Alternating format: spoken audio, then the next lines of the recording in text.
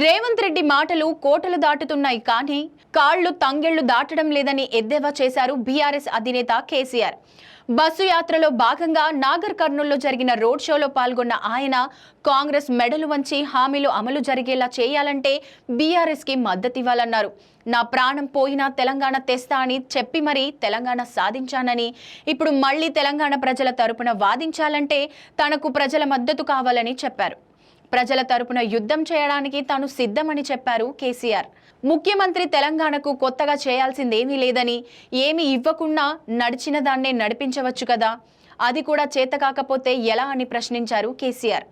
5 ఎకరాల వరకే రైతు బంధు అంటే అరెకరాల రైతు ఏం చేయాలని ప్రశ్నించారు కేసీఆర్. 10 ఎకరాలున్నోడు ఏం కావాలని, రైతులంటే అంత చులకన అని అడిగారు.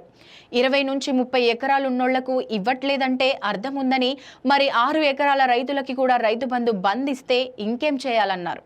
వాళ్ళ జాగిరేమి నష్టపోదు కదా, అది ప్రజల సొమ్మే కదా అన్నారు కేసీఆర్.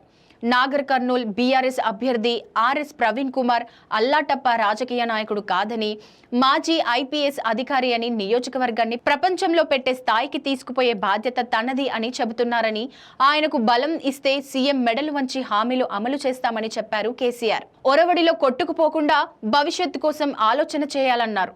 మళ్లీ మన ప్రభుత్వమే వస్తుందని, రందిపడాల్సిన అవసరం లేదని చెప్పారు కేసీఆర్. ఎక్కడికి పోయినా ప్రజలు అభిమానంతో తన బస్సును చుట్టుముట్టి కదలనివ్వడం లేదని, వారు అంతలా మారిపోయారని, కాంగ్రెస్ పై అప్పుడే విరక్తి వచ్చేసిందని చెప్పారు. ఈ ప్రభుత్వానికి చురక పెట్టాలని, కర్రు కాల్చి వాత పెట్టాలని, బలుపు దించాలని పిలుపునిచ్చారు కేసీఆర్.